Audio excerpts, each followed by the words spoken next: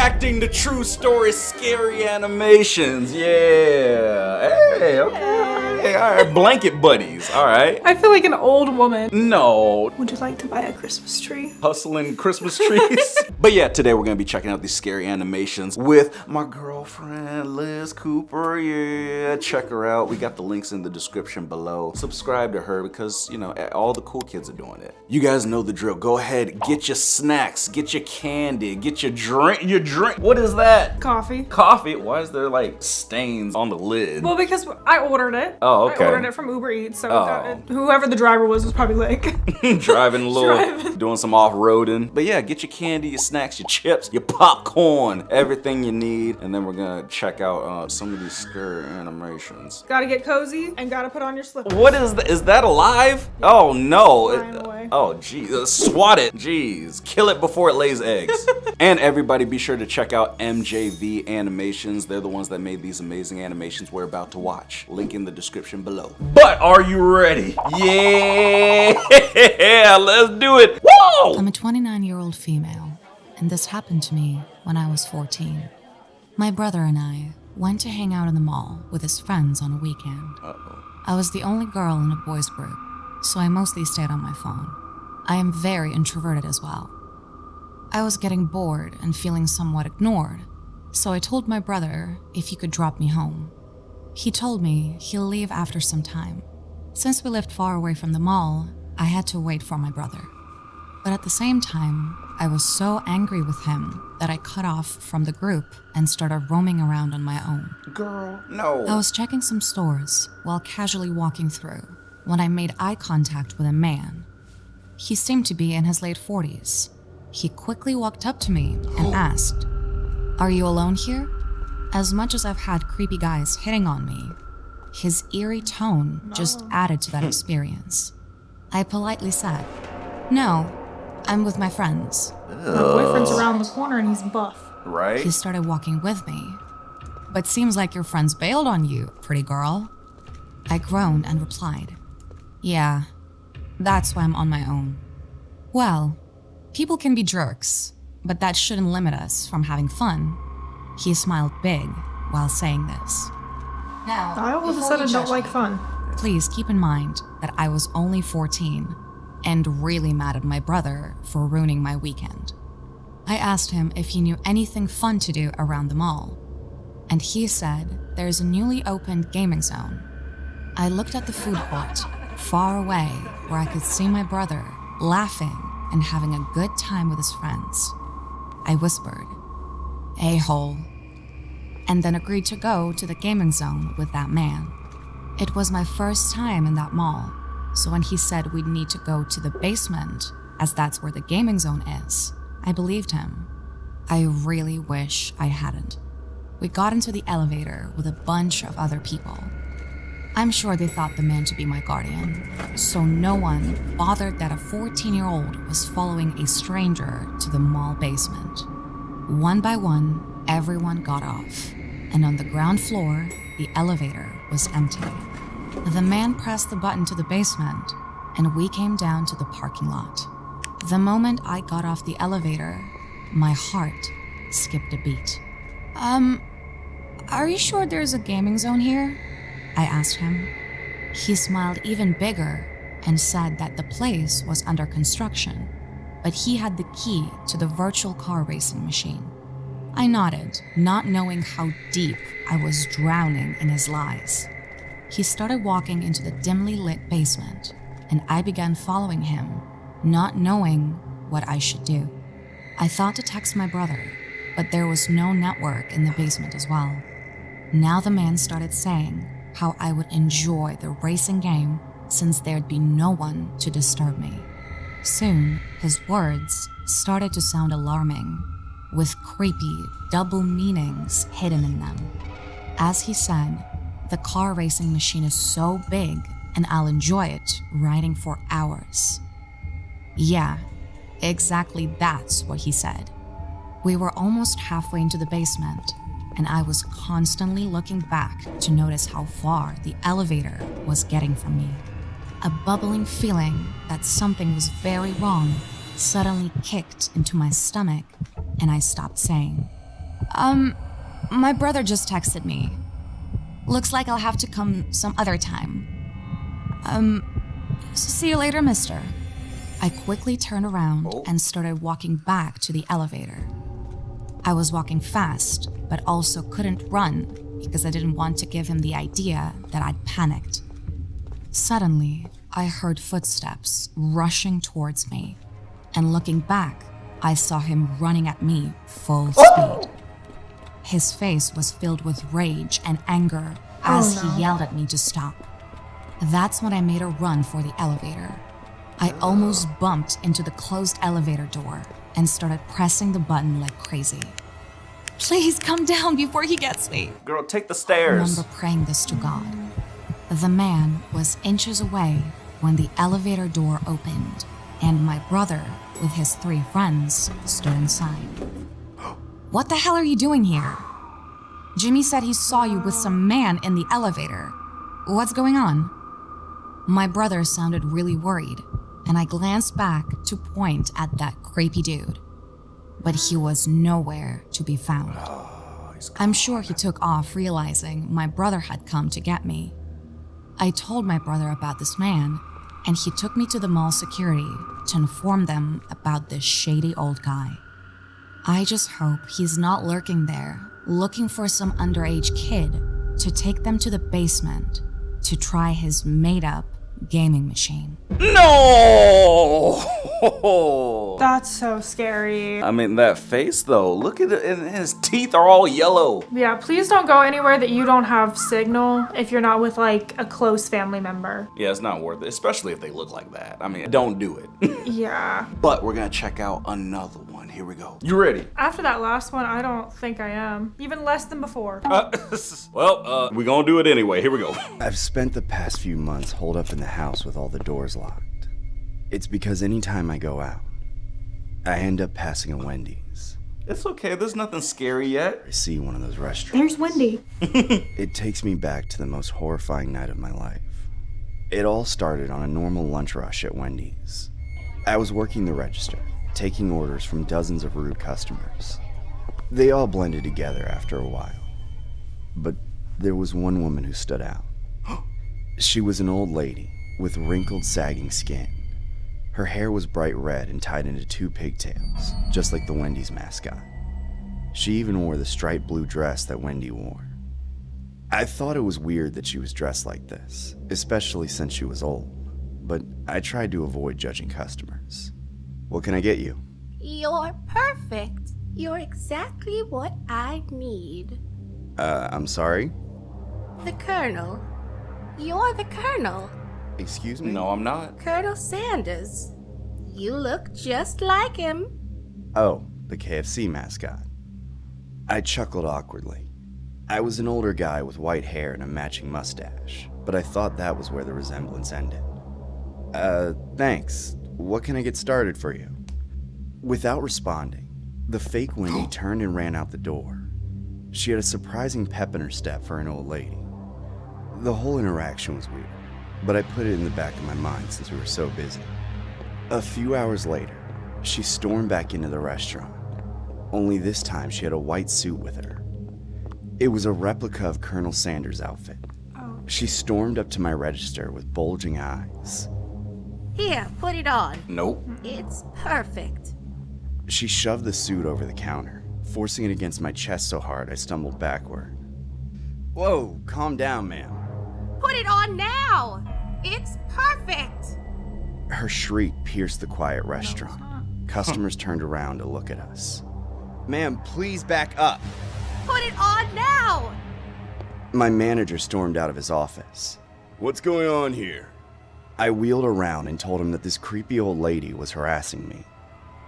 I had a lot of problems with my manager, but one good thing about him was that he didn't take nonsense from customers. He immediately yelled at the creep to get out of the restaurant. Not without the Colonel. It freaked me out how she ignored my name tag and referred to me as the Colonel. And My not manager Gordon? called the cops, and they came and escorted the lady out of the store. She didn't go easy. They had to drag her out of the store kicking and screaming. She kept looking at me and yelling Colonel over and over. Finally, the police wrangled her out of the restaurant. I thought that'd be the last time I'd ever see her. God, was I wrong. My next shift, 2 days later, was the third shift.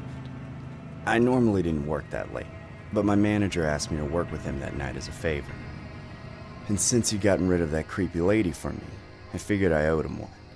The restaurant had a sinister vibe as I drove up to it. A thin fog had coasted in, and the bright neon lights from the sign barely chased off the darkness. Only one other car was in the parking lot. My boss's. I felt my hands get slick with sweat. I hated being out at night. I wanted to go back home, but I'd made a promise. I sighed and slipped out of my car. The Wendy's was dark as I walked in. The overhead lights were turned off. The only light came from the glowing menu screens behind the counter. I called out my manager's name but got no response. I knew he had to be there. I could hear the stove hissing and the fryers bubbling. Maybe he was just trying to conserve power. I swallowed my fear and stepped behind the counter, pushing the kitchen door open. I'll never forget what I saw. My manager was tied to a chair. Duct tape covered his mouth. His face was painted white, with red around the eyes and mouth. A red wig was shoved on his head, and he'd been crammed in a yellow jumpsuit. He looked like Ronald McDonald, No. but his eyes bugged out of his head in panic. The old lady stepped forward from the dark. She was still in her Wendy's costume. Her bony hand was wrapped tightly around a long kitchen knife. Colonel Sanders, you're here. My heart was hammering in my chest. The I heck? wanted to bolt, but I'd seen the old lady run, and she was just as fast as me. What do you want? I need you, Colonel. You're one of the only ones I'm missing. To make a chicken sandwich? Slow steps forward, getting closer and closer to me. I had no idea what this lady was talking about, but I didn't want to end up tied to a chair dressed as Colonel Sanders. I turned on my heels and ran. Yep. Before I could get to the door, that psycho threw the knife in me. It grazed my arm, slashing into my skin and sending hot pain searing through my body. I screamed, freezing in place and clutching my wound. Oh, keep Warm going. blood Yeah. Keep going. I wheeled around. That crazy lady was shuffling towards me with that stupid white suit. If I get you, I'm one step closer to a complete collection. Get away from me, lady! I'm warning you! Punch her in the face. She wouldn't listen. She just kept inching towards me with that horrible grin. You've got to be able to take her, you know? Right? But I knew this lady was going to hurt me if I didn't do something. I reared back my arm and punched her as hard as I could. There you go. My fist connected with her wrinkly skin, sending her flying backward. Okay, now I feel bad. A feeble yelp and smashed against the floor. Her head smacked against the black and white tile. Her eyes stared up at the ceiling blankly. A pool of blood began to form around her head, soaking her pigtails. I couldn't believe what I'd just done. I wanted to scream and run away, but I forced myself to untie my manager and call the cops. They came over and reviewed the security footage and determined that I'd been acting in self-defense. I didn't think it could get any more horrifying, but when the police searched her house, they found more bodies, and all of them had been dressed up as fast food mascots. The old lady had been going around and killing people to assemble a sick collection of corpses dressed as restaurant characters. What? I know she's dead now, but I've shaved my mustache and dyed my hair black just in case. Yeah. Every night I have nightmares where she comes back to life and finds me again. Only those times, I don't escape her. Oh my gosh. Does anybody else kind of want Wendy's right now? That sounds kind of good. Like a little, Baconator with the Frosty. That does sound kind of good. No? You sound insane. Just me? Yes. Yeah, I don't know. I don't know. All this, the kidnapping and murdering makes me hungry. I'm going to Burger King. A Whopper Jr. Okay, last one. Here we go. This was last year, I think sometime in April. It was raining pretty much every day here, but this night was a lot heavier than usual, with scattered thunderstorms throughout the day. I was at work for most of the afternoon, but got back home around 8. As I was driving down my neighborhood road though, it was very clear that something had happened. All the lights were out in every single home. I pulled into my driveway and parked, and of course when I entered and tried to turn on the lights, it didn't work. The power was completely out, and my whole house was basically pitch black. I tossed my stuff by the doorway, then went down to the electrical box just to see if for some reason that worked, but it didn't. This really sucked because I didn't have hardly any spare lights aside from my phone. What I ended up doing was getting my laptop and setting it up on the coffee table in my living room. The white screen from the YouTube page that I had open lit up most of the room, so I sat back and just watched some videos. I had to work early the next day, but I didn't feel comfortable going to bed with the power out, so I was already planning on staying up late. I probably sat there for a good 2 hours, watching YouTube and checking my phone for any updates on the weather. The lightning was shaking the whole house, so it was pretty bad out there. But randomly in the night, a thump came from outside the window. Oh. I jumped a little, then turned my laptop screen to light up that side of the room. It's not enough. And walked over, then twisted open the blinds. Bro. I froze up for a second, not expecting to see a man standing right on the other side of the window. Jeez. His drenched hair was falling over his face, and he was peering through the window at me. He yelled something, but I honestly couldn't hear him with the heavy rain and thunder in the background. Close it. Being so caught off guard though, I didn't know what to do. I was a little freaked out though, so I just closed the blinds. Yep, there you go. I felt kind of horrible about it, but why was he outside banging on my window anyway? I heard him hit the window a few more times, then it went quiet. I figured he'd either given up or moved on to another house, so I turned my laptop toward me again and continued watching YouTube. Watching my videos? The storm stayed strong Maybe. through the whole night. Subscribes. Yeah. I must have been up for another hour, but my eyes got really heavy and I just couldn't hold out any longer. I lay down on the couch and drifted off to sleep. Oh. I woke up to a loud crash. I didn't know if it was a nearby lightning strike or what, but I immediately got up from the couch. The power was still out, and the whole house was still pitch black.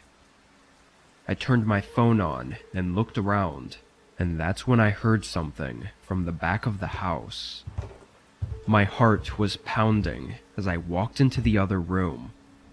When I shined my light down the house toward the back room, there were several large shards of glass on the ground reflecting the light back at me. Broke the Then window. see the nearest window completely shattered, with rain pouring into the house and the blinds blowing frantically in the wind. And just a couple feet from there, I could see a shoulder sticking out from behind the wall. My whole body jerked when I saw them, and I instantly spun around and went for the front door. I ran through the rain, getting soaked all the way through, until I got to my neighbor's house. I stood under their overhang on the porch and called 911. It's no surprise that the man wasn't there when police showed up. Although not getting a full look at him inside my house, I was 100% sure it was the same guy from earlier, so I gave them that description. Oddly enough, or maybe not so much, there were 2 more reported break-in attempts that night, as well as several other reports of strange behavior outside people's homes. I was the only one unfortunate enough to have had them successfully break inside, but nobody knows what he was trying to do, and it seems like we won't ever know. Since then, he's never been sighted in or around our neighborhood. And that's why I don't have windows in my house, right? And that's why I don't have a house. Yeah, because she's homeless. But if you guys hear a knock or like a crack in the middle of the night, don't go looking to see what it is. Just hide and call somebody, because it's better to be on the safe side. Just, just mind your business and then wait till the morning and wait till the power comes back on. Yeah, if I had gotten home and the power was off, I'm gonna go to a friend's or parents. Yeah, exactly. Or yours. Yeah. Stick around with some people who know how to fight and know how to throw grenades. Fire in the hole. But if you enjoyed this video, go ahead and smack that like button. And yeah, we're gonna see ya in the next one. Peace.